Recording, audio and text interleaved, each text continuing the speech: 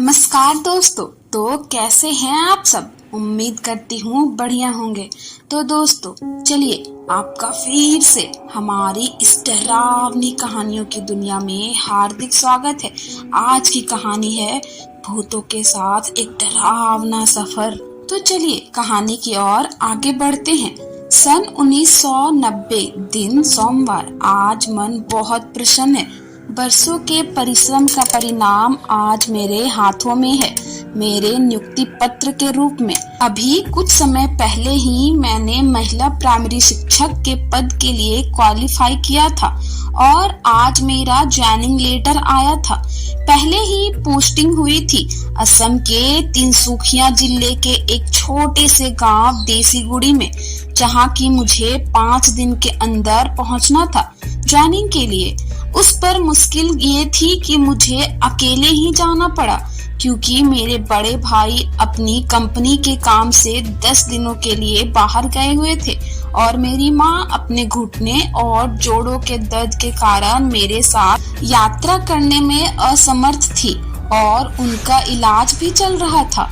हम दोनों भाई और बहन उस समय तक अविवाहित थे और परिवार में 3 सदस्य होने के कारण एक सदस्य को देखभाल के लिए घर पर रहना पड़ता था। अचानक मैं अपने ख्यालों से बाहर आ गई, जिसकी वजह थी ट्रेन के रुकने की तेज आवाज। रात के 3 बज रहे थे जब ट्रेन असम के तिनसुकिया रेलवे स्टेशन पर रुकी, जो कि अपने सटीक समय से 1.5 घंटा पहले ही पहुंच गई थी। जनवरी की कड़क ठंड और चारों तरफ फैला हुआ घना कोहरा हाथ को हाथ नहीं सुझा दे रहा था, या यूं कहिए कि पाला पड़ रहा था। वैसे भी असम, जो कि ज्यादातर पहाड़ी क्षेत्र है और हरियाली से भरपूर है, तो वहाँ की ठंडी की कल्पना कीजिए कितनी होगी। मैं स्टेशन पर उतरती हूँ। मुश्किल से थोड़े ही लोग स्टेशन पर दिखाई दे रहे थे। ऊपर से चारों तरफ फैला घना कोहरा और स्टेशन पर जलते हुए पीले रंग के बल्ब, जो कि कोहरे में नाक के बराबर प्रकाश दे रहे थे।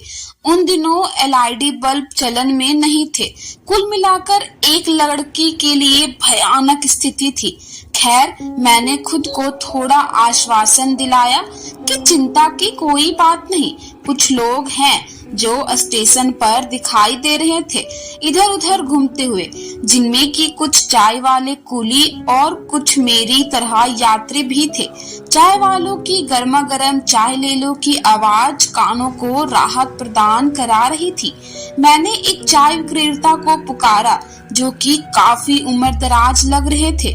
मैंने उनसे पूछा कि बाबा, देसीगुड़ी गांव के लिए बस या कोई सवारी कहाँ से मिलेगी? पहले तो वो चौंक गए गांव का नाम सुनकर।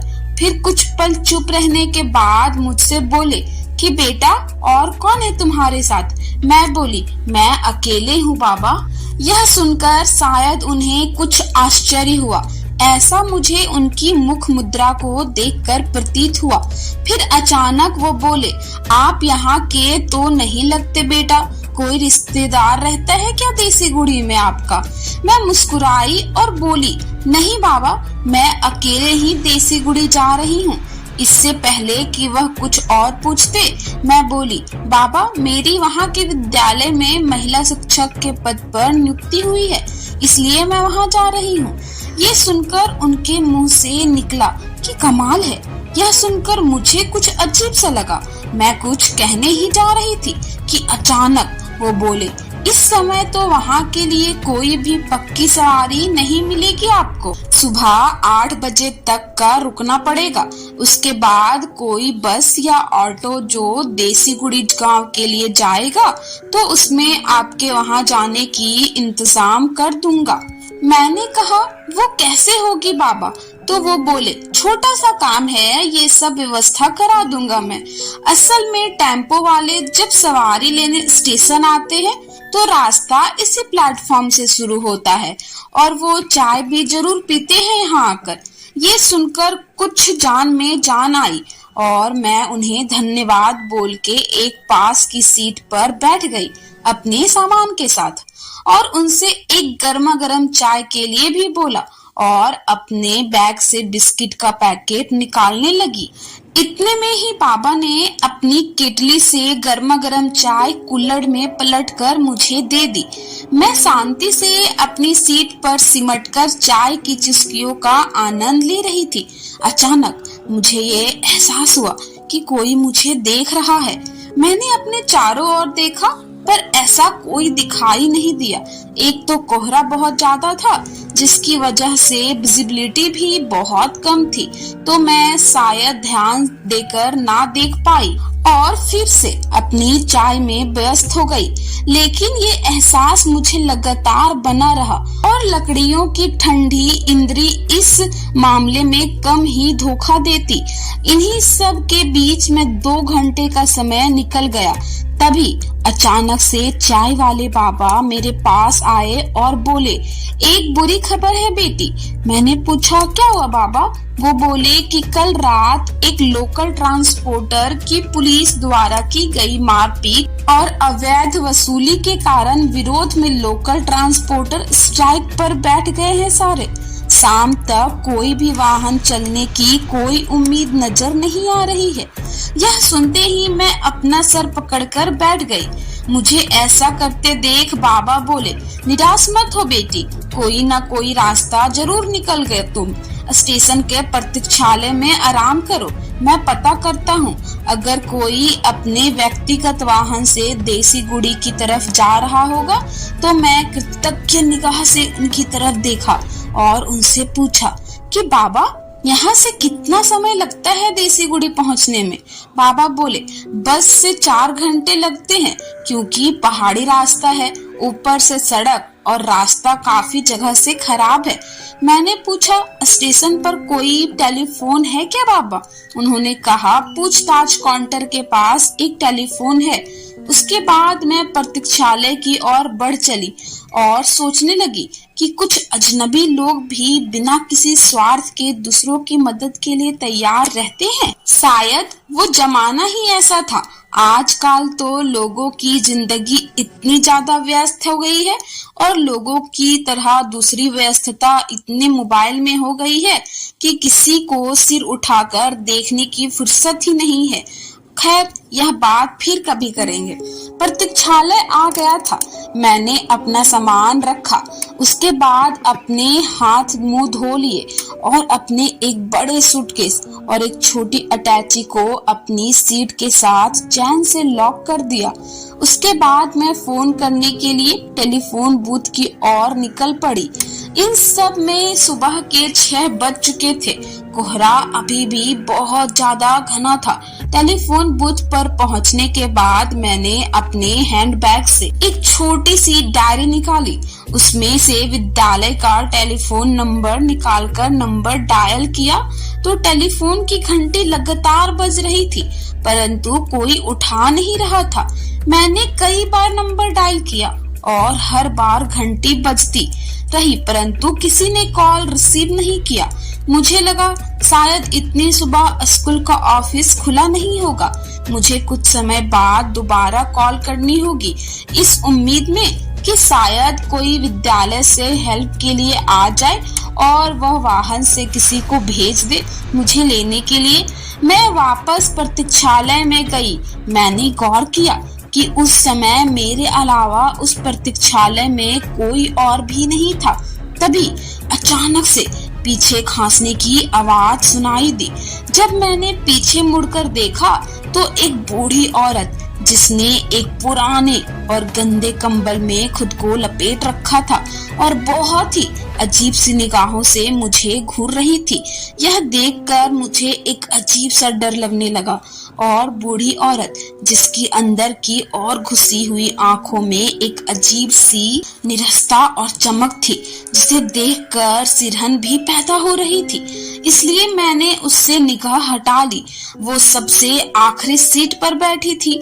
शायद इसलिए मेरा ध्यान नहीं गया उन पे, उस बूढ़ी औरत के ऊपर, पर मुझे लगातार ऐसा लग रहा था कि वह मुझे ही घूरे जा रही है। अचानक मुझे ऐसा लगा कि मेरे पीछे कोई है। मैंने पीछे मुड़कर देखा तो वही चाय वाले बाबा मुझे अजीब सी निगाहों से देख रहे थे। मैंने पूछा, क्या हुआ बाबा? तो वह बोले कि बेटा, मैं अभी आया तो देखा तुम बहुत अजीब तरह से सामने की ओर कुछ देख रही हो। फिर मैंने कहा कि मैं उस बूढ़ी औरत को देख रही थी जो मेरे सामने खड़ी थी। बाबा बोले, किस औरत की बात कर रही हो तुम? मैंने पलट कर देखा तो वहाँ कोई नहीं था। मैंने सोचा शायद शौचालय चली गई होंगी वह बूढ़ी औरत, जो कि प्रतीक्षा कक्षा के अंदर ही थी। सबसे अंत में यह सोचकर मैं बोली, अभी यहीं खड़ी थी वो बूढ़ी औरत, शायद शौचालय चली गई होंगी। ये सुनकर बाबा ये उलझन भरी निगाहों से मुझे देखा, फिर बोले कि हो सकता है। मैं तो आपको यह बताने आया था कि शाम तक हड़ताल खुलने के कोई आसार नहीं लग रहे हैं, इसलिए मैंने एक तांगे वाले से बात की है जो कि यहाँ से कुछ सामान लेकर अगले गांव तक जाएगा 2 घंटे के बाद। अगर आपको सही लगे तो मैं आपके उसमें बजाने की व्यवस्था करा देता हूँ। उस गांव से कई निजी वाहन माल और सवारी लेकर देजीगुड़ी और उसमें भी आगे तक जाते हैं। अगर आप कहें तो उसको बोल देता हूँ मैं आपके जाने के लिए। यह सुन मैं थोड़ी उलझन में पड़ गई और सोचने लगी कि क्या कह रही है ये, क्या सही रहेगा अनजान जगह और इस तरह तांगे से जाना? मुझे चुप देख शायद बाबा मेरी दुविधा समझ गए और बोले, चिंता की कोई बात नहीं है बेटी, बहुत ही सज्जन व्यक्ति है वो तांगे वाला, तुम्हारी ही जितनी उसकी भी एक बेटी है और 20 वर्षों से तांगा चला रहे हैं यहाँ तक, पर वो यहाँ के निवासी है। मैंने कहा, धन्यवाद बाबा मेरी मदद के लिए, पर मैं एक बार अपने विद्यालय में बात करके देखना चाहती हूँ, शायद वह मेरे लिए कोई सवारी का प्रबंध कर सके। मैं कुछ ही देरी में आपको फोन करने के पश्चात बताती हूँ, जैसा भी होगा। बाबा बोले, ठीक है बेटी, मैं तुम्हारा इंतजार करूंगा, परंतु मुझे आधे घंटे के अंदर ही बता देना ताकि मैं उस तांगे वाले को अपने जाने का पक्का बता सकूं। मैं बोली, ठीक है बाबा, मैं जल्दी ही आपको बताती हूँ। कुछ ही देर में उसके पश्चात बाबा बाहर की ओर चले गए और मैं भी तेज कदमों से टेलीफोन बूथ की तरफ फिर से चल पड़ी। वहां जाकर मैंने विद्यालय में फोन करा, लेकिन नतीजा वही, कोई भी फोन उठा नहीं रहा था। कुछ देर लगातार फोन करने के बाद थक हार के मैंने फोन रख दिया और निराश कदमों से वापस प्रतीक्षालय की तरफ चल पड़ी। रास्ते में ही बाबा मुझे चाय ले जाते हुए दिखाई दिए। बाबा मुझे देखकर रुक गए और बोले कि फोन कर लिया बेटी? मैंने कहा, हाँ बाबा, मैंने फोन कर लिया, लेकिन वहाँ से कोई जवाब नहीं मिला। शायद फोन में कुछ खराबी हो गई होगी। बाबा, आप मेरा तांगे से जाने का ही प्रबंध करवा दीजिए। उसके पश्चात मैं वापस प्रतीक्षालय की तरफ चल पड़ी। प्रतीक्षालय में पहुंचकर मैं अपनी बेंच पर जाकर अपनी आंखें बंद करके बीते हुए कुछ समय और सफर के बारे में सोचने लगी। अंततः जब कोई निष्कर्ष नहीं निकला तो मन में यही सोचकर अपने आप को सांत्वना दी कि जो होता है अच्छे के लिए होता है। तत्पश्चात अपने आगे होने वाले सफर के बारे में सोचने लगी और बाबा के इंतजार करने लगी कि कब बाबा आए और मैं अपने आगे के सफर के लिए चल सकूं। रह रहकर मन में यह ख्याल आ रहा था कि काश माँ या भाई में से कोई मेरे साथ होता तो कितना अच्छा होता। मैंने अनजान सफर पर अगर कोई अपना साथ हो तो रास्ते की मुश्किलें आसान हो जाती हैं और सफर का मजा ही कुछ और होता है। लेकिन हर सोची गई बात कहाँ सच होती है? यह सोचकर मैंने मन ही मन अपने आप को आश्वासन दिया और कहा, कुछ देर आराम करने के लिए सोचकर अपनी बेंच पर लेट गई और पता नहीं कब मेरी आंख लग गई और सपने में वही बूढ़ी औरत जो मुझे प्रतीक्षालय में घूर रही थी, मुझे देखकर मुस्कुरा रही थी और आगे की तरफ चलते हुए मेरी तरफ देख रही थी, मुझे पीछे मुड़ मुड़ कर। पता नहीं मैं किस आकर्षण के वशीभूत होकर उसके पीछे पीछे चलने लगी। वह मुस्कुराए जा रही थी और बीच बीच में मुड़कर मेरी तरफ देख रही थी। अचानक पीछे से आवाज आई, कहाँ जा रही हो? मैंने चौंक कर पीछे मुड़कर देखा। मेरे आश्चर्य का ठिकाना नहीं रहा कि मेरी माँ पीछे खड़ी थी। मैंने आश्चर्य से कहा कि माँ, आप यहाँ कैसे? तो उन्होंने कहा कि पहले मेरी बात का जवाब दो। मैंने तुझसे कहा था कि ना सफर में किसी अजनबी का भरोसा मत करना, फिर भी तू क्यों उसके पीछे पीछे जा रही थी जिसे तू जानती भी नहीं? मैं कुछ बोलने ही जा रही थी कि अचानक मेरी आंख खुल गई और मैंने देखा कि बाबा मुझे जोर जोर से आवाज दे रहे हैं। मैंने उनसे पूछा, क्या हुआ बाबा? तो बाबा बोले, बहुत देर से तुम्हें जगा रहा हूँ बेटी, तुम शायद थकान के कारण गहरी नींद में थी। जवाब में मैं कुछ बोली नहीं और फिर दोबारा से उस सपने के बारे में सोचने लगी कि अचानक बाबा बोले, क्या हुआ बेटी, किस सोच में पड़ गई हो? मैंने कहा, कुछ नहीं बाबा, बस ऐसे ही आंख लग गई थी थोड़ी। तो वह बोले, कोई बात नहीं बेटी, मैं सिर्फ यह बताने आया था कि तांगे वाला थोड़ी ही देर में आने वाला है। तुम्हें अगर कुछ खाना पीना हो तो कैंटीन में जाकर खा लो, उसके पश्चात तुम्हें आगे का सफर भी करना है। मैंने कहा, ठीक है बाबा। उसके बाद मैं सोचने लग गई कि ऐसे मुझे कितना समय हो गया है सोते हुए। तो मेरा ध्यान अपनी कलाई घड़ी की तरफ गई। मैंने देखा मुझे लगभग 1 घंटे से ज्यादा हो चुका था सोते हुए। मैंने सिर सटक कर कहा, आज तो लगता है ज्यादा ही थकान हो गई है। उसके पश्चात मैं हाथ मुंह धोने के लिए टॉयलेट की ओर बढ़ी। हाथ मुंह धोने के पश्चात जब मैं अपना सामान व्यवस्थित कर रही थी प्रतीक्षालय के बाहर से निकलने के लिए, तो अचानक मेरा ध्यान फिर से उस सपने की तरफ चल गया और उस बूढ़ी औरत का ध्यान आते ही शरीर में एक अजीब सी सिहरन सी हो रही थी और मुझे माँ की बात याद आई और अपनी गलती का एहसास भी हुआ कि मैं माँ को तो कुछ भी बताना भूल ही गई। सफर की इस आफताफी में माँ अवश्य ही बहुत परेशान होंगी और चिंता भी कर रही होंगी। मैंने निश्चय किया कि अब मैं तांगे में बैठने से पहले टेलीफोन बूथ पर जाकर माँ को अपने कुशल क्षेम और इस घटना के बारे में अवश्य ही बताऊंगी। यह सोचकर मैं टेलीफोन बूथ की ओर चल पड़ी। टेलीफोन बूथ पर जाने के पश्चात मैंने माँ को फोन करा। पहले तो माँ बहुत नाराज हुई और उसके बाद जब मैंने सारा घटनाक्रम बताया तो माँ मुझसे बोली कि बेटा परेशान मत हो, यह सब समस्या दूर हो जाएंगी, अपने आप पर भरोसा रखो और कोई भी समस्या होगी तो माँ दुर्गा को याद करना, माँ दुर्गा तुम्हारी रक्षा करेंगी। तो एकाएक मेरे हाथ अपने गले में पड़े माँ दुर्गा के लॉकेट की तरफ चल गया, जो कि माँ ने मुझे यात्रा पर जाने से पहले मेरे गले में पहनाया था और बोला था कि बेटी माँ तेरी रक्षा करेंगी हर मुसीबत से, हमेशा माँ पर विश्वास रखना और जब भी मौका मिले तो मुझे बीच बीच में फोन करती रहना। मैंने कहा, ठीक है माँ। और उसके पश्चात फिर कुछ औपचारिक बातें हुई और मैंने कहा, माँ मैं पहुंचकर फोन करती हूँ आपको। उसके पश्चात मैंने फोन रखा और महसूस किया कि मेरा मन माँ से बात करने के पश्चात बहुत हल्का हो गया। तब प्रसन्न होकर मैं बाबा के स्टॉल की तरफ चल पड़ी। वहां जाने के पश्चात मुझे लगा कि शायद मेरा ही इंतजार कर रहे थे और उनके पास एक अजनबी व्यक्ति भी खड़ा था जो कि बहुत ही डरावना था। आखिर वो अजनबी कौन था? और वो बूढ़ी औरत जो मेरे सपने में आई थी, जिसको याद करके मेरी बॉडी सिहरन सी हो जाती थी, आखिर कौन थी वो बूढ़ी औरत? तो दोस्तों, आगे की कहानी जानने के लिए आप अगला पार्ट का इंतजार जरूर करें और हाँ, जल्दी से इस चैनल को सब्सक्राइब कर ले ताकि आगे की कहानी जानने को आपको मिले।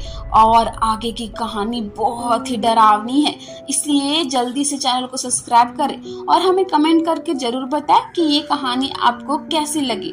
धन्यवाद।